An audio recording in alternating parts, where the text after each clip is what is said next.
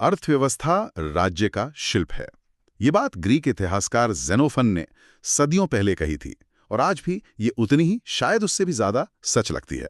नमस्कार, the deep dive में आपका स्वागत है। नमस्कार। आज हम भारत के केंद्रीय बजट 2025-26 की एक तरह से चीरफाड़ करने वाले हैं। बिल्कुल। और हमारा मकसद सिर्फ हेडलाइन वाले आंकड़ों को दोहराना नहीं है, बल्कि ओआरएफ में छपे एक बहुत ही शानदार लेख के आधार पर उनकी तह तक जाना है।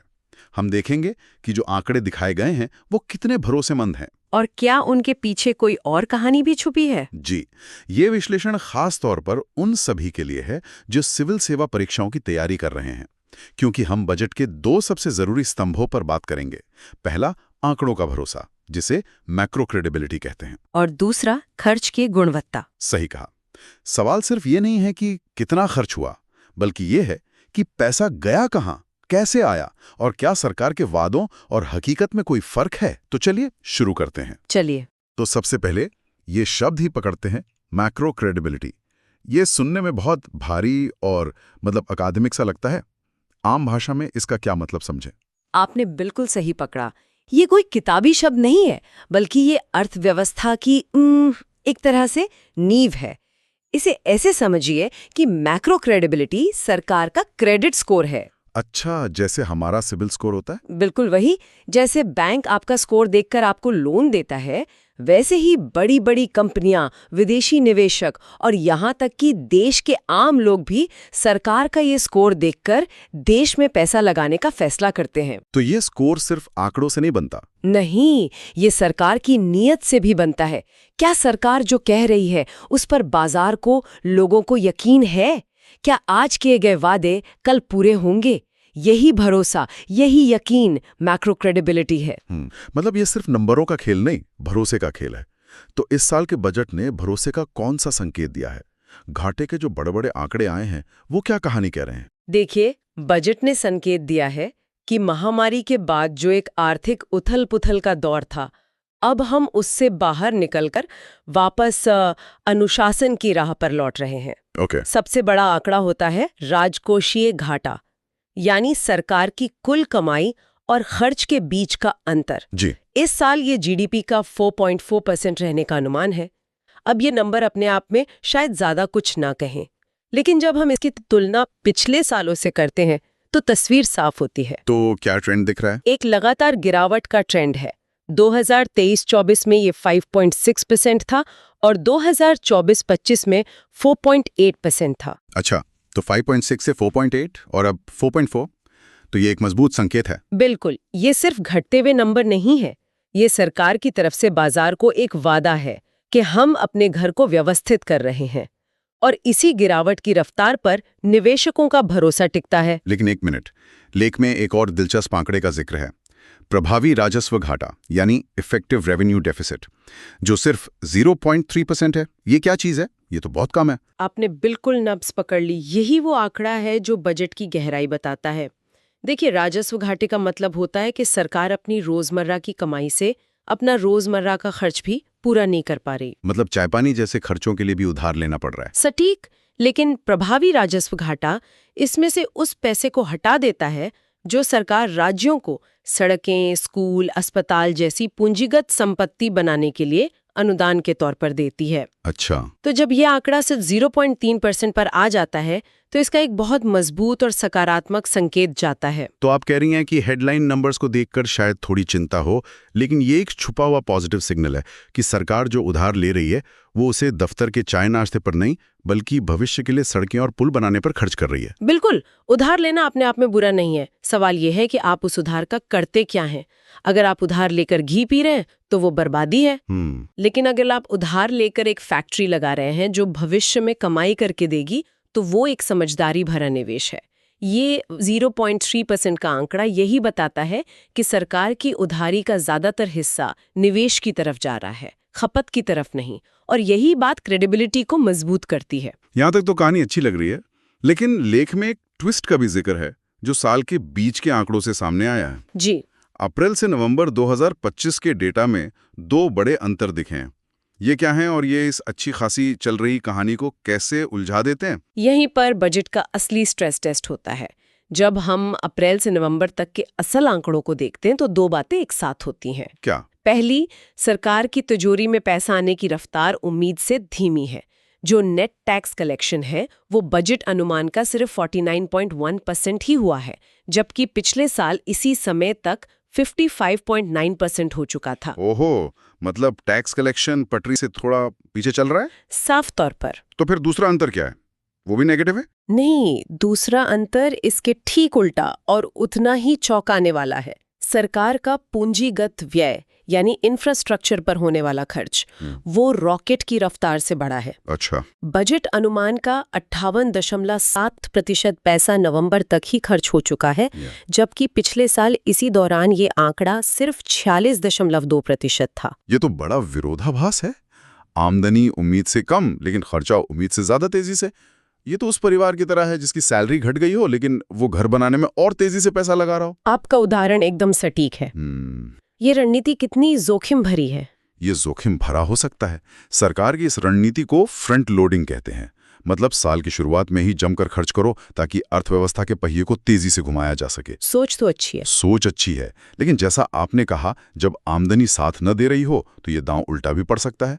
अब सब कुछ इस बात पर निर्भर करता है कि टैक्स कलेक्शन में जो कमी है वो अस्थायी है या कोई गहरी समस्या है। बिल्कुल, क्या वो सिर्फ एक अस्थायी सुस्ती है जो साल के आखिर तक पूरी हो जाएगी, या ये किसी गहरी आर्थिक सुस्ती का संकेत है? नियंत्रक महालेखाकार सीजीए भी यही कहते हैं कि ये शुरुआती आंकड़े हैं, पर ये विरोधाभास बजट के गणित के लिए एक बड़ी चुनौती जरूर है। तो घाटे के आंकड़े और उनके पीछे का ये ड्रामा तो एक तरफ है, लेकिन असली कहानी तो इस बात में छिपी है कि सरकार जो पैसा खर्च कर रही है वो जा कहाँ रहा है। बिल्कुल। यहीं पर खर्च की गुणवत्ता का सवाल उठता है, जो हमारे विश्लेषण का दूसरा स्तंभ है। लेख में ब्याज के भुगतान को एक बहुत बड़ी बाधा बताया गया है। बहुत बड़ी। खर्च की गुणवत्ता को दो तराजुओं पर तौलना चाहिए। एक पल्ले पर है ब्याज का बिल, जो एक तरह से अतीत में लिए गए उधार की सजा है जिसे आप टाल नहीं सकते। और दूसरे पल्ले पर है प्रभावी पूंजीगत व्यय, जो भविष्य के लिए एक निवेश है।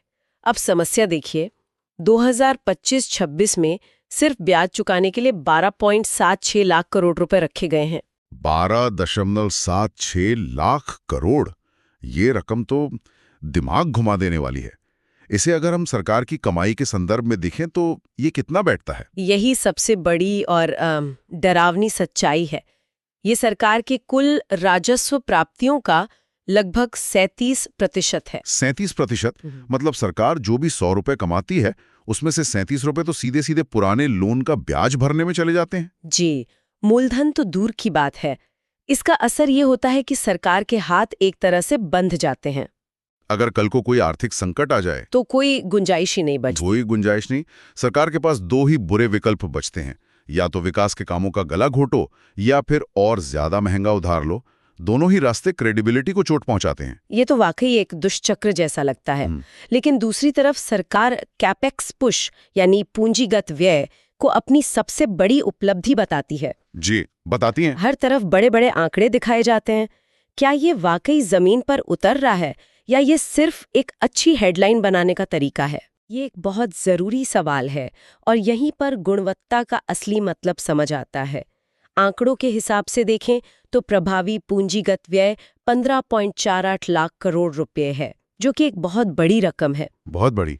लेकिन लेख भी यही सवाल पूछता है कि क्या ये सिर्फ पैसा आवंटित करना है या इससे जमीन पर वाकई कोई संपत्ति बन रही है?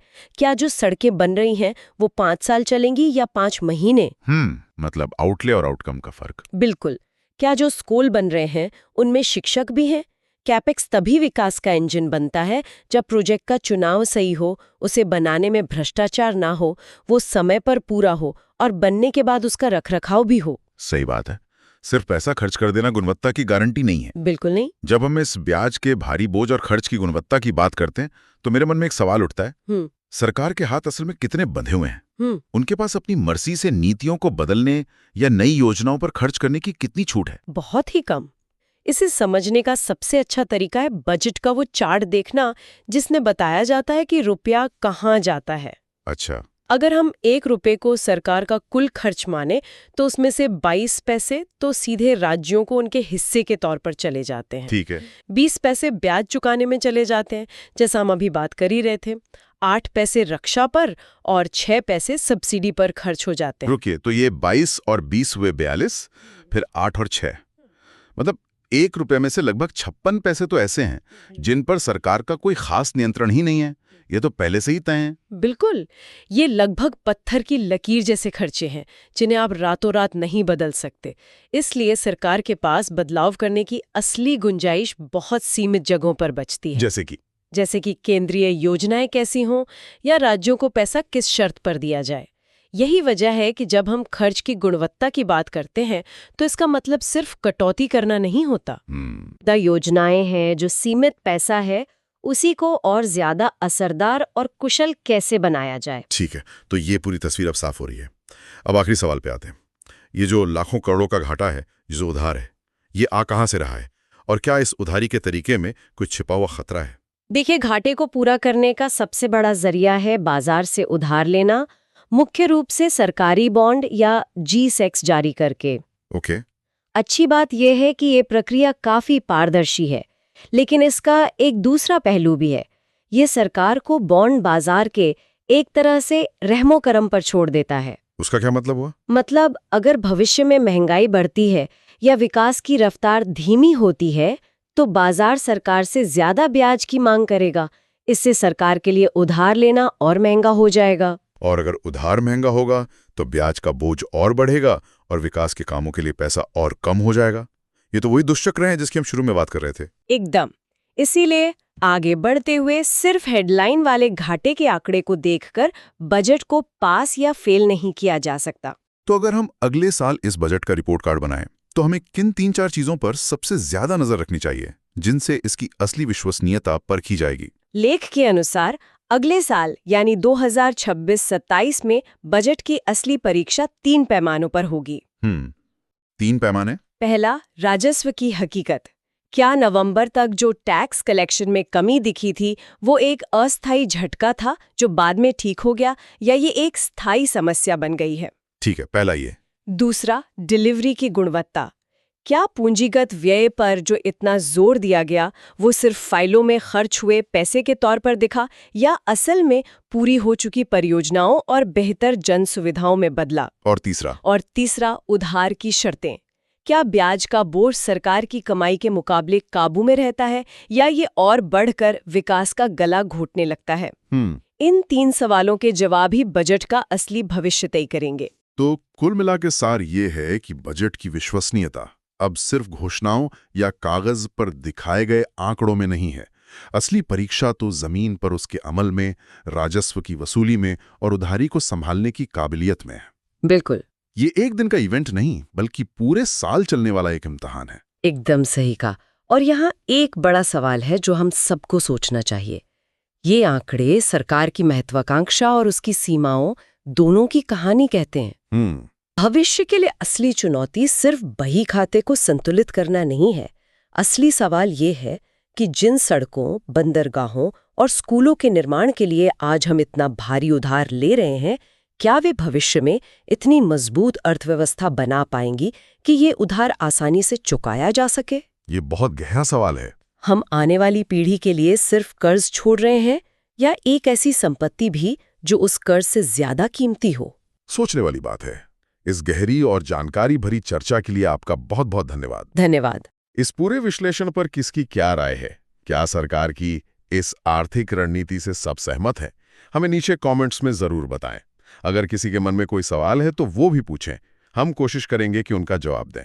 जी। और अगर अर्थव्यवस्था और नीति से जुड़े विषयों पर ऐसी ही गहरी चर्चाएं पसंद हैं तो हमें फॉलो और सब्सक्राइब करना न भूलें। अगली बार फिर मिलेंगे एक नए विषय के साथ। धन्यवाद।